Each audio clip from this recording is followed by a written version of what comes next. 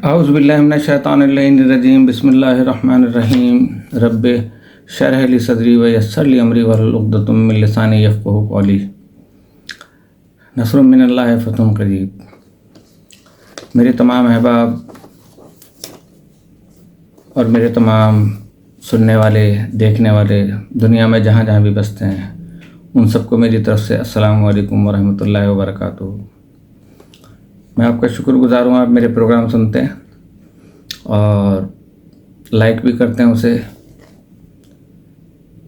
اور سبسکرائب بھی کر رہے ہیں بس تھوڑا بہت، لیکن آپ لوگ اپنے احباب سے اپنے گروپس میں میرے چینل کو بلکہ آپ اپنے چینل کو سبسکرائب کرنے کے لیے انوائٹ کریں۔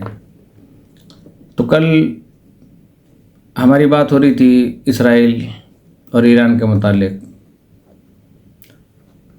تو ایران نے تاریخ رقم کر دی اور 50 سال میں پہلی مرتبہ کسی اسلامی ملک نے اسرائیل پر حملہ کیا اور اسرائیل کی تباہی یقینی بن چکی ہے۔ اب امریکہ نے اسرائیل کو کسی بھی ایڈونچر سے روک دیا ہے ایران سے بدلہ لینے کے لیے، اور ساتھ ہی ساتھ امریکی میڈیا نے آج رات ایران پر اسرائیلی حملے کا خدشہ بھی ظاہر کر دیا ہے۔ ادھر اسرائیل کے اتحادیوں نے، جس میں فرانس ہے، جرمنی ہے، امریکہ ہے، برطانیہ ہے، انہوں نے کہا کہ اسرائیل کو چاہیے کہ وہ حملہ کرنے سے باز رہے، اس وجہ سے کہ مشرق وسطیٰ میں تمہارے حملے سے بہت زیادہ تباہ کن نتائج ہوں گے اور اس سے آپ کی اسرائیل مخالفت جذبات اور ابھریں گے مسلمانوں میں۔ دوسرا، اسرائیل نے اس بات کا اعتراف کر لیا ہے کہ ایرانی حملے میں نو ٹائم ایئر بیس کو نقصان پہنچا۔ ابھی مزید میڈیا بتائے گی۔ ہمارے بہت سارے ٹی وی چینلز کہتے تھے کہ 99% جو ہے وہ ہوا میں اڑا دیے گئے اور 1% جو ہے وہ لگا ہے، تو اس سے پورا اسرائیل بند ہو گیا ہے۔ اسکول بند ہو گئے ہیں، دفاتر بند ہو گئے ہیں، کالجز بند ہو گئے ہیں، سب چیزیں بند ہو گئی ہیں۔ تو ان سے یہ پوچھا جائے کہ جو یہاں کی مسلمان قومیں بستی ہیں، کتنا ڈپلومیٹک بیان دیا ان چاروں ملکوں نے کہ وہاں پہ تباہ کن نتائج اثرات نکلیں گے اور وہاں اور اسرائیل مخالفت دشمنی بڑھے گی، کہ جیسے یہاں پہ پہلے سب اسرائیل سے محبت کرتے تھے، یہ سب اسرائیل سے دشمنی کرتے تھے۔ کوئی نہیں کرتا، وہ ایک ہی ملک تھا نا جس نے حملہ کر دیا۔ اب تمہیں اس چیز کا خوف ہے کیونکہ انہوں نے کہا کہ اگر تم نے حملہ کیا تو اس کے بھی بہت تباہ کن نتائج نکلیں گے، یہاں تک کہ اس نے بہت لو پروفائل کے اپنے میزائل یا ڈرون اسرائیل کی طرف بھیجے تھے کہ جو کہ 2 گھنٹے میں 4 گھنٹے میں اٹکیلیاں کھاتے ہوئے وہاں پہ پہنچے اور اپنے 50% ہدف کو انہوں نے پا لیا، اور ساتھ ہی ساتھ صرف اور صرف ایئر بیسز کے اوپر، اس کے علاوہ نہ بچوں پہ نہ آبادیوں پہ حملے کیے۔ اور یہ ممالک جو آج درد دے رہے ہیں اسرائیل کو اس کے اتحادی بن کر کہ آپ کو جو ہے وہ وہاں پہ ان سنگین نتائج ان کو بھگتنا پڑیں گے مسلمانوں کو، اور بڑے سخت نتائج ہوں گے اس کے۔ جس وقت اس نے حملہ کیا تھا شام میں سفارت خانے پہ ایران کے، جس وقت وہاں کے بچوں کو 40,000 لوگوں کو وہ شہید کر چکے، مار رہے تھے، انہیں غذا تک نہیں پہنچنے دی جا رہی تھی، پانی نہیں پہنچنے دیا جا رہا تھا، جن کے والدین مر رہے تھے، بچے مر رہے تھے، بیویاں مر رہی تھیں، بوڑھے مر رہے تھے، جوان مر رہے تھے، حاملہ عورتیں مر رہی تھیں، بیوائیں ہو رہی تھیں، اس وقت یہ 4 ممالک نہیں تھے؟ یہ اسرائیل کے اتحادی نہیں تھے کہ اس کے نتائج بہت برے نکل سکتے ہیں؟ اتنی ڈپلومیسی! یار آپ لوگوں کا بھی کوئی مذہب ہے نا؟ آپ کون سے نبی کو مانتے ہیں؟ ہم تو حضرت عیسیٰ علیہ السلام کو دل سے تسلیم کرتے ہیں کہ وہ اگر ہم انہیں تسلیم نہ کریں تو ہم مسلمان نہ رہیں۔ لیکن آپ کس کو مانتے ہیں؟ حضرت داؤد علیہ السلام کو مانتے ہیں، حضرت عیسیٰ علیہ السلام کو مانتے ہیں، حضرت موسیٰ علیہ السلام کو مانتے ہیں۔ آپ کا کوئی مذہب، دین، ایمان، دھرم کیا اس بات کی اجازت دیتا ہے کہ مسلمان بچوں کو، مسلمانوں کو بھی چھوڑیں، انسانیت کو لے لیں آپ؟ جتنی تنظیمیں امریکہ نے بنائی ہوئی ہیں، انسانی حقوق کی تنظیمیں، آزادی اظہار کی تنظیمیں، مختلف قسم کے دن، اور سارے اپنے ذمے لیے ہوئے، یونیسیف وغیرہ، اقوام متحدہ، تمام چیزیں یہ آپ لوگوں نے اپنے ہاتھ میں لی ہوئی ہیں۔ تو آپ اپنے آپ کو مذہبی تو پہلے شامل کریں کہ کس نبی کے ماننے والے ہیں، کس کا آپ دم بھرتے ہیں۔ یہ لال گائے، نیلی گائے، پیلی گائے، یہ تو بڑھ گئی، اب وہ ختم ہو گئی۔ اب کر دے حملہ، یہ بالکل یہاں پہ کر دے، اسے کسی سے خوف نہیں ہے، کسی اور ملک سے خوف ہے ہی نہیں۔ یہ ڈپلومیٹک بیان ہے ان 4 ممالک کا کہ اسرائیلی جذبات بھڑکیں گے اور وہ اسرائیل مخالفت جذبات بھڑکیں گے۔ تو تمہیں اسرائیل کی بہت زیادہ فکر ہے۔ تمہیں اس وقت جب مسلمانوں کو تم مار رہے تھے، ان کو شہید کر رہے تھے، اس وقت تمہیں فکر نہیں تھی کہ انسان مر رہا ہے؟ اس وقت تمہارے ہاں پبلک تمہاری زندہ باد ہے اور زندہ قوم ہے، لیکن وہاں کی حکومتیں مردہ ہیں کہ انہوں نے وہاں پہ اتنے بڑے بڑے جلوس نکالے کہ جو ہماری مسلم دنیا جو ہے وہ سوچ بھی نہیں سکتی۔ یہاں کہاں جلوس نکلے؟ ایران میں نکلے، عراق میں نکلے، اور یہاں مختلف تنظیموں میں چھوٹے چھوٹے جلوس نکالے۔ تو آپ تو ہماری پوری اسٹریٹجی کو پڑھ چکے ہیں، ہمارے اندر گھسے ہوئے ہیں، ہمارے دلوں میں، دماغ میں گھسے ہوئے ہیں۔ لیکن آپ کو ڈر کس سے ہے؟ جس سے ڈر ہے وہ آپ اس طریقے کا بیان دے کے کہ تباہ کن اثرات ہوں گے اس کے، تو وہ آپ کو جو ہے نا وہ نہیں کرنا چاہیے۔ تو بھائی نہ کوئی اسرائیل سے یہاں نفرت کرتا ہے، نہ اسرائیل کو پسند کرتا ہے، اور جو نفرت کرتے ہیں اسرائیل سے، ان کے جذبات نہ کل ٹھنڈے ہوتے، نہ آج ٹھنڈے ہیں، نہ کل ٹھنڈے ہوں گے، کیونکہ قائد اعظم رحمۃ اللہ علیہ، علامہ اقبال نے کلیئر طور پر یہ کہہ دیا تھا کہ یہ زمین پہ قابض زبردستی غاصبانہ قبضہ کیا گیا، اس کو چھڑانا اگر تمہارے مذہب میں بھی جائز ہے تو بتا دیں آپ۔ تو بھائی یہ اس قسم کے ڈپلومیٹک بیان دے کے کسی کو ڈرانے کی کوشش نہ کریں، حملہ کر دیں۔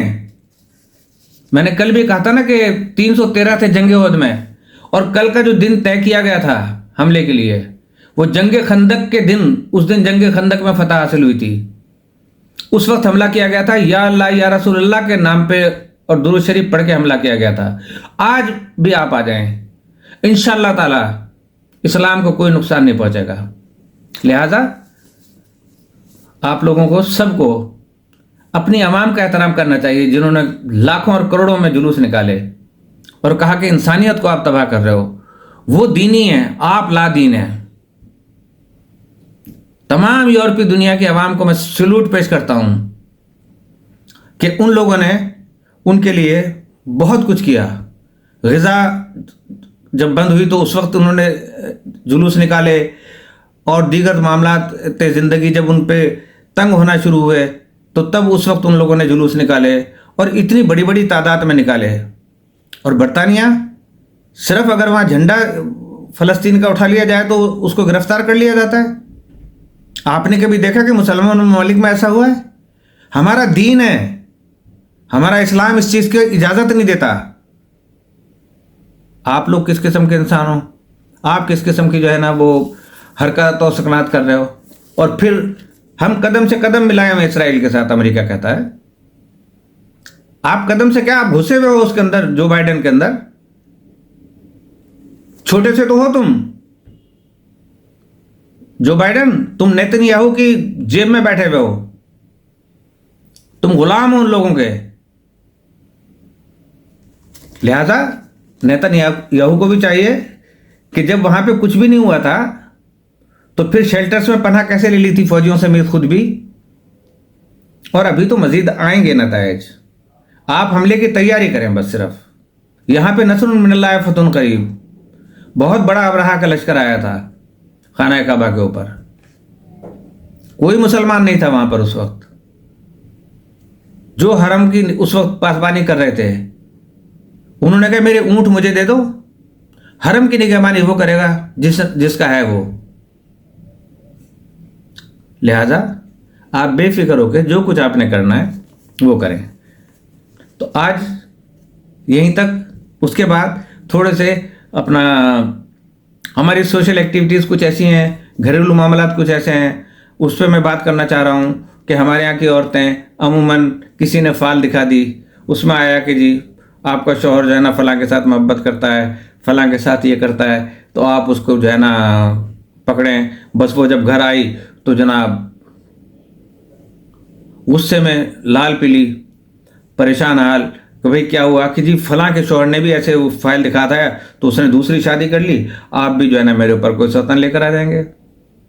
تو شکی عورتیں جو ہے اس قسم کی بیکار باتوں پر یقین کر کے اپنے شوہروں کے تئیں بدگمانی میں مبتلا ہو جاتی ہیں، اور رفتہ رفتہ ان کا یہ شک یقین میں بدل جاتا ہے.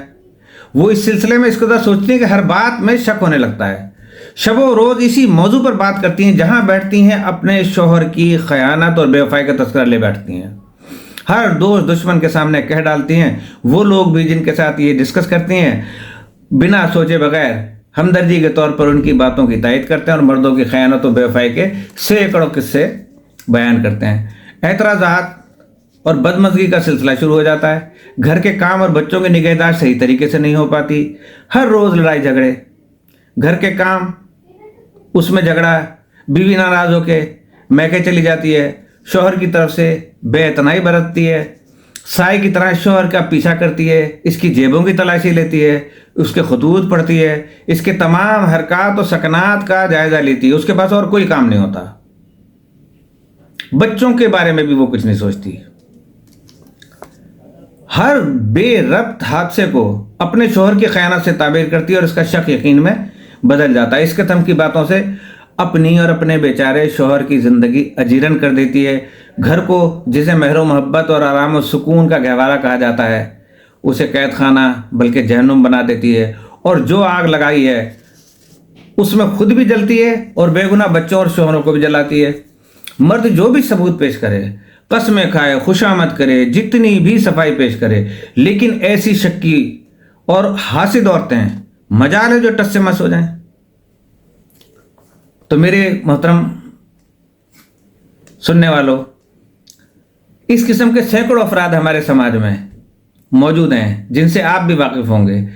یہاں پہ چند واقعات کا میں ذکر کرنا ضروری سمجھتا ہوں اور بے جا نہ ہوگا کہ خاندانوں کی حمایت کرنے والی عدالت میں ایک خاتون کہتی ہے کہ تعجب نہ کیجیے کہ 12 سالہ زندگی ساتھ گزارنے کے بعد اور چھوٹے بڑے 3 بچوں کے ہوتے ہوئے میں نے اپنے شوہر سے علیحدگی اختیار کیوں کی؟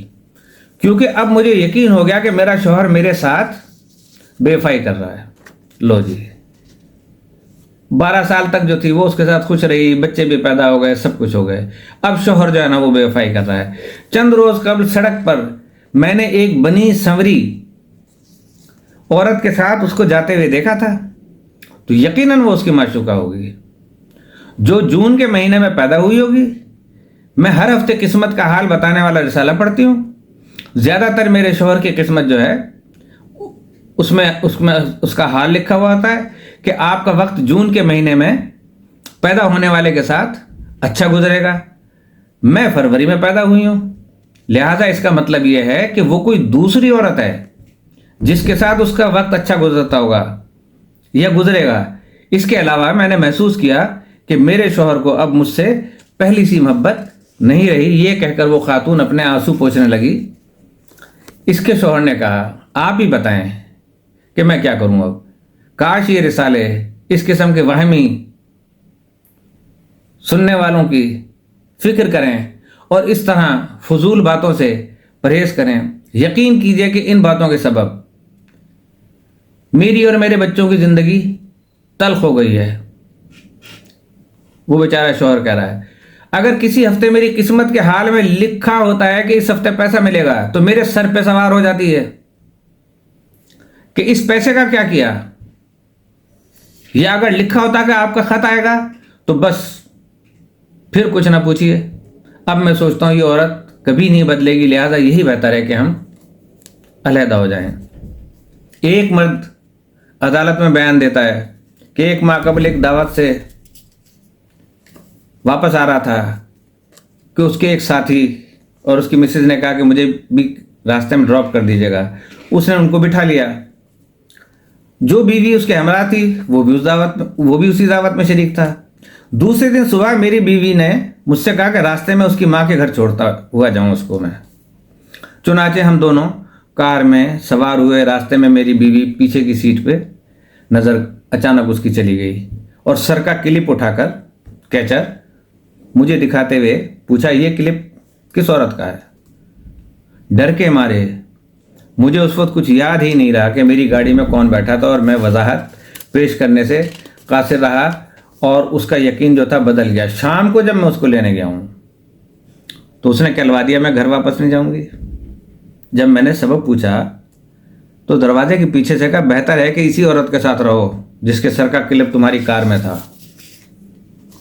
ایک نوجوان خاتون شکایت کرتے ہوئے کہتی ہیں کہ میرا شوہر اکثر راتوں کو یہ کہہ کر اس کے دفتر میں کام زیادہ ہے یہ بہانہ بنا کر دیر سے گھر آتا ہے۔ یہی چیز میری نشانی کا سبب ہے اور میری پریشانی کا سبب ہے کہ خصوصاً جب سے چند پڑوسی عورتوں نے کہا کہ تمہارا شوہر جھوٹ بولتا ہے، راتوں کو آفس میں اوور ٹائم کرنے کے بجائے دوسری جگہ چلا جاتا ہے اور وہاں وقت گزارتا ہے، مجھے اس وقت سے زیادہ بدگمانی پیدا ہو گئی ہے۔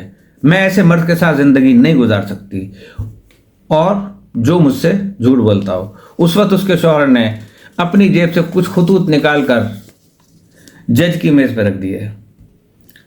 اس سے درخواست کی کہ ان خطوط کو زور زور سے پڑھے تاکہ اس کی بیوی بھی سن لے کہ میں نے جھوٹ بولا ہے یا اس میں کچھ غلط لکھا ہے۔ اور بلا سبب بیجا اعتراضات اور جھگڑا کر کے ہر شب اس نے مجھے پریشان کیا ہے اور پریشان کرتی ہے۔ جج نے ان خطوں کو پڑھنا شروع کیا۔ ایک خط میں اوور ٹائم کے متعلق تھا جس کے مطابق اس کو 4 سے 8 بجے رات تک 4 گھنٹے اوور ٹائم پہ کام کرنا تھا۔ آفس کے دوسرے خطوں سے ثابت ہوا کہ مقررہ اوقات میں مختلف فنکشنوں اور میٹنگوں میں اور جلسوں میں شریک تھا۔ وہ نوجوان خاتون جج کے پاس آئی اور ان خطوں کو دیکھنے کے بعد بولی کہ ہر شب میرا شوہر سو جاتا ہے تو میں اس کی جیبوں کی تلاشی لیتی تھی لیکن اس میں کوئی خط مجھے نہیں ملا۔ جج نے کہا ممکن ہے ان خطوں کو وہ اپنی دراز میں رکھتا ہو اور گھر نہ لاتا ہو۔ مرد نے کہا اپنی بیوی کی بدگمانیوں میں سے اس قدر پریشان ہو گیا تھا کہ میں بھی شک و شبہ میں مبتلا ہو گیا اور اکثر راتوں کو سو نہیں پاتا تھا۔ میں سمجھتا تھا کہ میری بیوی میرے ساتھ رہنا نہیں چاہتی۔ اس وقت وہ جوان خاتون اپنے شوہر کے پاس پہنچی اور نہایت ہی بے تابی سے روتے ہوئے معافی مانگی اور دونوں عدالت سے باہر چلے گئے۔ اس مرتبہ شوہر نے معافی دے دی، پھر اس نے ایسے ہی کیا، پھر تیسری دفعہ کیا، پھر چوتھی دفعہ کیا۔ شوہر اس سے بہت محبت کرتا تھا۔ آخر نتیجہ کیا نکلا؟ شوہر نے تنگ آ چکا تھا زندگی سے اپنی اور اس نے اس سے علیحدگی اختیار کی۔ دانتوں کا ایک ڈاکٹر عدالت میں شکایت کرتا ہے کہ میری بیوی بہت حاسد ہے۔ میں دانتوں کا ڈاکٹر ہوں، میرے پاس علاج کے لیے عورتیں بھی آتی ہیں۔ یہی چیز میری بیوی کے حسد اور جلن کا سبب بنتی ہے اور ہر روز اس موضوع پر ہمارے درمیان جنگ ہوتی ہے۔ اس کا کہنا ہے کہ مجھے عورتوں کا علاج نہیں کرنا چاہیے، مردوں کا کریں آپ، عورتوں کا نہ کریں بس۔ میں اس کے بیجا حسد کے سبب اپنے پرانے مریضوں کو نہیں چھوڑ سکتا تھا۔ میں اپنی بیوی سے محبت کرتا ہوں اور وہ بھی مجھ سے محبت کرتی ہے، لیکن اس کی اس بیجا بدگمانی نے زندگی اجیرن کر دی ہے۔ چند روز قبل اچانک میرے مطب میں آئی اور میرا ہاتھ پکڑ کے زبردستی گھسیٹ کے باہر لے گئی۔ گھر پہنچ کر ہم میں خوب جھگڑا ہوا۔ اس قصے کا اصل سبب یہ تھا کہ وہ میرے مطب میں آئی اور مریضوں والے کمرے میں ایک لڑکی کے پاس جا کر بیٹھ گئی۔ میرے طریقہ کار کے مطابق اور میرے طریقہ کار کے متعلق باتیں ہو رہی تھیں۔ اس لڑکی نے میری بیوی کو جو بات کر رہی تھی پہچانتی نہیں تھی۔ کہا کہ یہ ڈاکٹر بہت اچھا ہے، بڑا اسمارٹ ہے۔ ایک لڑکی کا یہ کہنا اس بات کا سبب ہوا کہ وہ مجھ کو ذلت و خواری کے ساتھ کھینچ کر گھر لے آئی۔ شوہر بھی للو تھے کوئی بہت، ورنہ ادھر ہی سے بھگا دیتے اس کو۔ ایک عورت نے عدالت میں شکایت کی کہ میری ایک دوست نے بتایا، یہ میں آپ کو سچے واقعات بتا رہا ہوں، کہ میری ایک دوست نے بتایا کہ تمہارا شوہر فلاں عورت کے گھر آتا جاتا رہتا ہے۔ میں نے اس کا پیچھا کیا اور دیکھا، سچ ہے میں اس قدر پریشان ہوئی کہ اپنے باپ کے گھر چلی گئی۔ اب آپ سے درخواست ہے کہ میرے خطا کار شوہر کو سزا دیجیے۔ شوہر نے اپنی بیوی کو اور اس کی باتوں کو تائید کرتے ہوئے کہا کہ ایک دن میں دواخانے گیا تھا، وہاں میں نے دیکھا کہ ایک عورت دودھ کا ڈبہ خریدنے آئی تھی، اس کے پاس پیسے نہیں تھے، اس لیے میں نے اس کی مدد کر دی۔ بعد میں معلوم ہوا کہ وہ عورت بیوہ اور غریب ہے، لہٰذا میں اس کی مدد کرتا رہتا ہوں۔ ججوں نے شوہر کی حسن نیت کے متعلق تحقیق کرنے کے بعد ان کے درمیان صلح کرا دی۔ شکر ہے وہ عورت سمجھدار تھی۔ تو غلط فہمیوں کا اس قسم کے واقعات اکثر خاندانوں میں پیش آتے رہتے ہیں۔ آپ کو اپنی بہنوں کو، بیٹیوں کو بتانے کا مقصد صرف یہی ہے کہ خدا کے واسطے اپنے گھروں کو سنبھال کے رکھیں، اپنے شوہروں پر اعتماد کرنا سیکھیں جس طرح کہ وہ آپ پر اعتماد کرتے ہیں۔ اس قسم کے واقعات اکثر خاندانوں میں پیش آتے رہتے ہیں۔ وہ بدقسمت خاندان غلط فہمیوں کا شکار ہو جاتے ہیں، ان کی زندگیاں تلخ ہو جاتی ہیں۔ وہ بیچارے معصوم بچے جو اس قسم کی لڑائی جھگڑے اور تناؤ سے بھرے ماحول میں زندگی گزارتے ہیں، اس برے ماحول کا ان کی روح اور ذہن پر نہایت خراب اثر پڑتا ہے۔ ایک مسلمہ امر ہے، اس قسم کا ماحول ان میں اس قدر الجھنیں پیدا کر دیتا ہے کہ مستقبل میں ان کا کیا انجام ہوگا معلوم نہیں۔ اگر میاں بیوی ان حالات پر صبر کر کے زندگی کی گاڑی کو اس طرح کھینچتے رہتے ہیں تو آخری عمر تک سوائے عذاب میں گرفتار رہنے کے علاوہ کچھ نہیں ہوگا۔ اور اگر ایک دوسرے کی نسبت سختی اور ضد سے کام لیتے ہیں تو اس کا نتیجہ جدائی اور طلاق ہوتا ہے۔ اس صورت میں عورت اور مرد دونوں کو ہی بدبختی کا سامنا کرنا پڑتا ہے۔ ایک طرف مرد کو بہت نقصان برداشت کرنا پڑتا ہے، معلوم نہیں آسانی سے دوسری شادی میسر ہوگی یا نہیں۔ فرض کیجئے کسی عورت کا انتخاب کیا تو ضروری نہیں کہ پہلی سے بہتر ہوگی یا نہیں۔ فرض کیجئے کسی عورت کا دوسرے یا اس میں کچھ دوسرے عیب ہوں، شاید بدگمانی کے عیب سے بھی بدتر ہو۔ سب سے بڑھ کر بچوں کی خرابی ہے کہ در بدر ہو جاتے ہیں۔ سب سے بڑی مشکل جو پیش آتی ہے وہ سوتیلی ماں کی، کہ اس کا بچوں کے ساتھ سلوک کیسا رہے گا۔ مرد اگر یہ خیال کرتا ہے کہ اس شکی عورت کو طلاق دے کر اس کے شر سے نجات حاصل کر لے اور بے عیب عورت سے شادی کر کے سکون و آرام کی زندگی شروع کرے تو اس کو جان لینا چاہیے کہ یہ محض اس کا خیال ہے اور خام خیال ہے، اور ایسے حالات پیدا ہو جانا بہت بعید ہے۔ عورت کے لیے بھی طلاق لینا سکون و خوشبختی کا باعث نہ ہوگا۔ شاید وہ یہ سوچے کہ اس طریقے سے میں اپنے شوہر سے انتقام لے لوں گی۔ جی نہیں، ایسا بالکل نہیں ہونے والا۔ اسی طرح وہ خود اپنے لیے نئی نئی پریشانیاں اور مصیبتیں کھڑی کر لے گی۔ یوں آسانی سے دوسرا شوہر حاصل نہیں ہو پائے گا، اور پھر شاید ساری عمر بیواؤں جیسی زندگی گزارنی پڑے اور انس و محبت کی نعمت سے محروم رہ جائے بالفرض اگر کوئی خواستگار پیدا بھی ہو جائے کہ اس کی خواستگاری کے لیے آئے، اس کا رشتہ لینے کے لیے آئے اس عورت کا، تو معلوم نہیں کہ پہلے شوہر سے بہتر ہوگا۔ ممکن ہے ایسے مرد سے شادی کرنی پڑے جس کی بیوی مر گئی ہو یا اسے طلاق دے دی گئی ہو۔ ایسے حالات میں مجبور ہوگی کہ خود اپنے بچوں کے فراق میں تڑپے اور دوسروں کے بچوں کو پالے۔ اس کے علاوہ گوناگون دوسری مشکلات کا سامنا کرنا پڑے۔ لہٰذا نہ تو آپس میں لڑائی جھگڑے ہی میاں بیوی کو اس مخمصے سے نکال سکتے ہیں، اور نہ ہی طلاق و علیحدگی۔ البتہ ایک تیسری راہ بھی موجود ہے، اور یہی راہ سب سے بہتر و مناسب ہے، اور وہ تیسری راہ یہ ہے کہ اگر کوئی سمجھدار عورت ہے، سمجھدار کی بات کر رہا ہوں، جو 3 4 5 بار غلطیاں کر چکی ہے، وہ سمجھدار ہو ہی نہیں سکتی، کبھی بھی نہیں ہو سکتی، تو وہ تیسری رائے یہ ہے کہ میاں بیوی سختی اور ضد سے کام نہ لے کر عقل و تدبر کا راستہ اختیار کریں۔ اس سلسلے میں مرد کی ذمہ داری زیادہ ہے، بلکہ یوں کہا جا سکتا ہے کہ اس مشکل کی کنجی اس کے ہاتھ میں ہے۔